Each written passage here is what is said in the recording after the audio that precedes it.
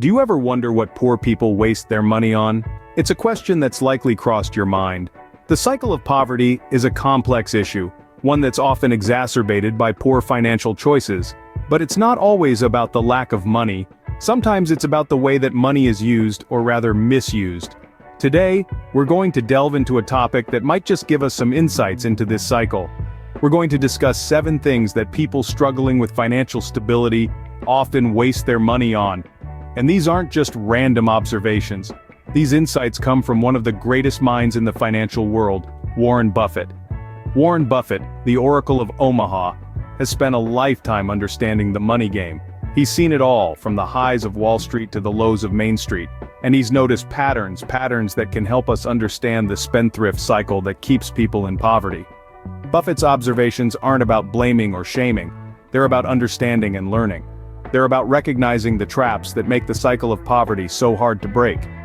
From lottery tickets to payday loans, from fast food to high-interest credit cards, from new cars to expensive clothing, and finally, to unused gym memberships.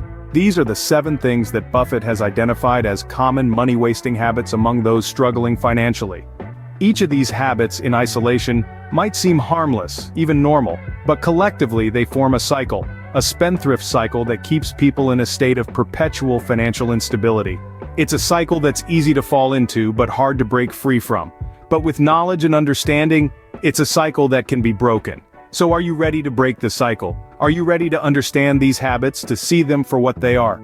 Traps that keep people in the cycle of poverty? If so, then buckle up. We're about to take a deep dive into these 7 money-wasting habits. Let's dive in and explore these money-wasting habits. Maybe we can learn something. First on our list is lottery tickets. Imagine a ticket, a simple piece of paper that could potentially transform your life overnight. The allure of instant wealth is captivating, isn't it? It's the dream that keeps those lottery machines buzzing and tickets flying off the shelves. Now let's delve into the reality. The odds of winning the lottery are astronomically slim. We're talking about 1 in several hundred million. To put it into perspective, you're more likely to get struck by lightning, twice, than to hit that multi-million-dollar jackpot.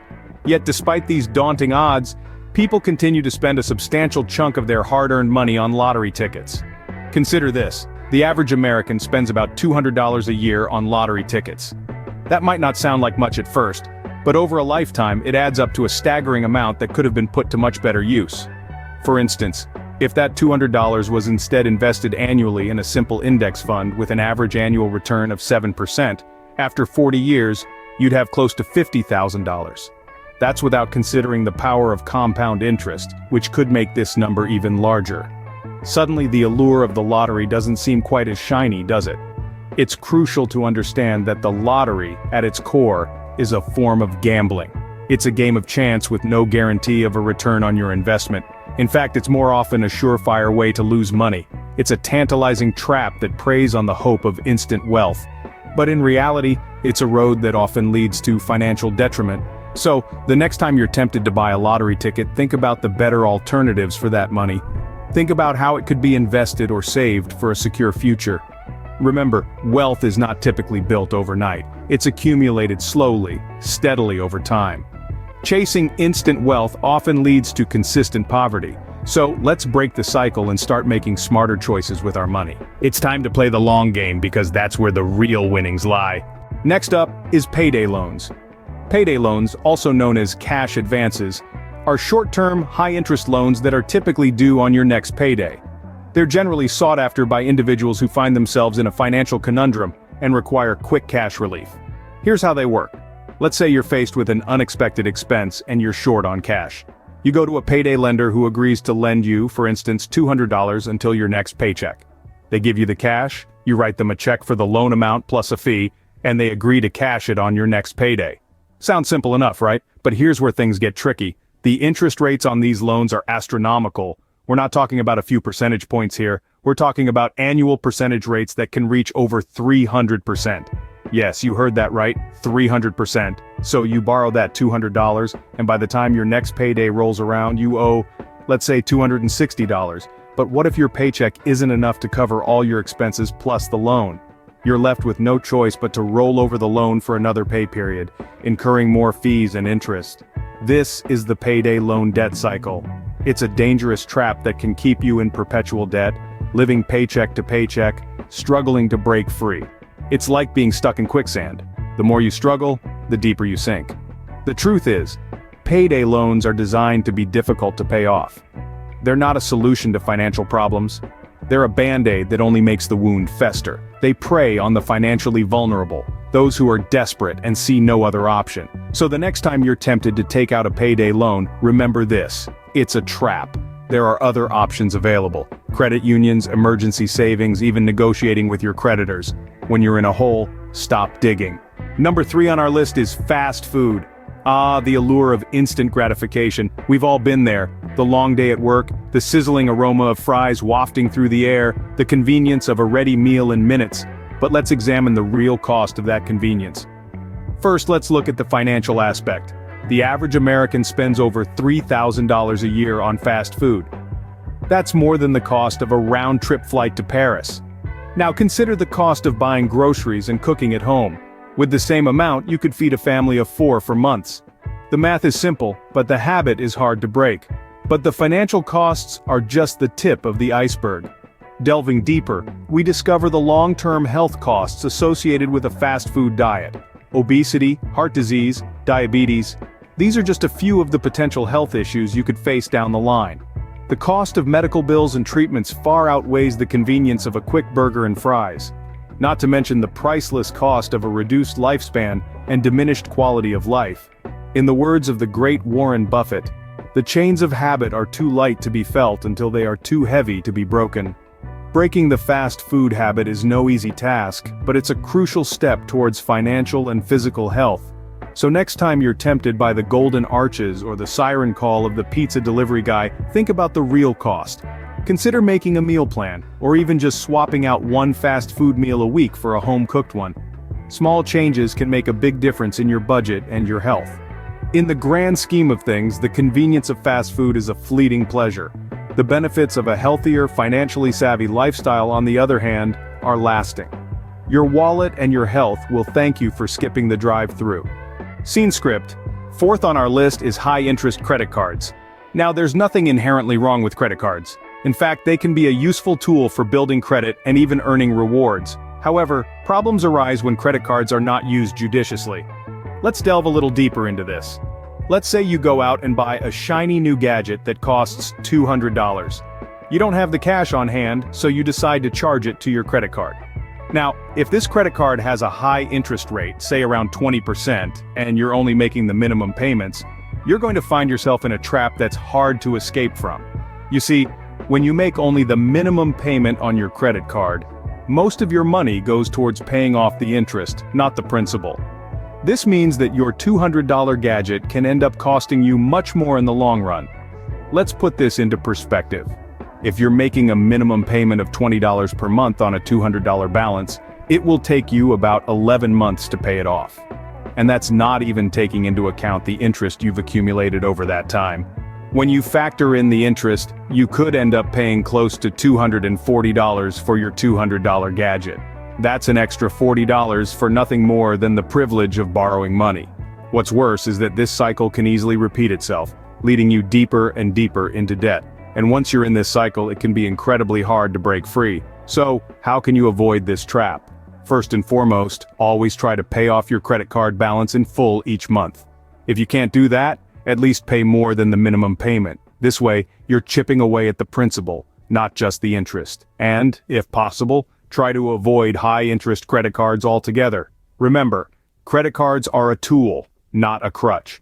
Use them wisely, and they can be a helpful part of your financial toolkit, but misuse them, and they can lead to financial ruin. Scene script. Coming up 5th is new cars. Picture this. You are at a car dealership, the smell of fresh leather wafting through the crisp air, sparkling new models beckoning you. It's pretty tempting, isn't it? But let's tap the brakes and think about this for a moment. Cars are not investments. They are depreciating assets. And new cars depreciate the fastest. In fact, the moment you drive a new car off the lot, it loses about 20% of its value. By the end of the first year, it's closer to 30%, and in 5 years, that shiny new vehicle could have lost up to 60% of its original value. So, what's the alternative? Consider buying used. A car that's a few years old has already taken the biggest depreciation hit, and yet, it's likely still in good condition and could have many years of service left. You get more bang for your buck and a much better return on your investment. Now let's talk about auto loans. New cars often come with high interest rates, especially if your credit is less than perfect. The average interest rate for a new car loan is around 5%, but it can be much higher. Over the life of the loan, you could end up paying thousands more than the original price of the car. In contrast, used cars often have lower interest rates, and if you've saved enough, you might even be able to buy one outright and skip the loan altogether. That's a double win. You save on the cost of the car and on the interest of the loan. So if you're keen on building wealth, think twice about buying new. A shiny new car might give you a thrill, but a used car will give your wallet a much-needed break. Remember to steer clear of the rapid depreciation and high interest rates of new vehicles. Drive your car into wealth, not into debt. Next up is expensive clothing. There's a saying that clothes make the man or the woman, but does it have to break the bank? Let's delve into the world of high-end fashion and its impact on your wallet. Top-tier brands from Gucci to Prada command a high price for their products, and you might be surprised to learn just how much of that cost is pure markup. A designer t-shirt that retails for $200 might only cost $20 to produce. That's a staggering 1,000% markup. And it's not just the material and labor costs that you're paying for. When you buy a high-end brand, you're also paying for the prestige, the marketing, and the exclusivity of owning a piece of that brand. But does the average person really need to invest in high-priced clothing to look good or feel confident? The truth is, fashion is not about price tags, it's about personal style, comfort, and confidence. And you can achieve that without spending a fortune. Shopping secondhand or discount can be a great way to save money and still dress stylishly. Thrift stores, consignment shops, and discount outlets often carry brand-name items at a fraction of the original cost. And here's a bit of savvy shopping advice. Invest in quality basics and timeless pieces that you can mix and match. They will serve you better in the long run than trendy items that might be out of style by next season.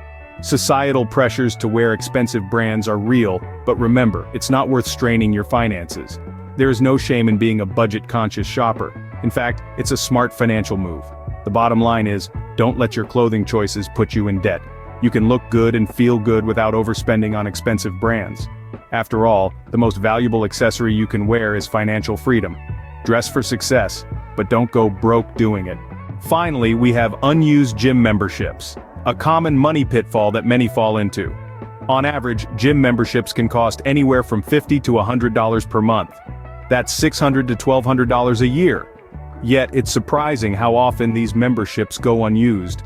According to a study, nearly 2/3 of gym memberships are rarely, if ever, used. If you're part of this statistic, it's time to reconsider. There are so many cheaper or even free alternatives for staying fit. You can go for a run in the park, do bodyweight exercises at home, or follow along with fitness videos online.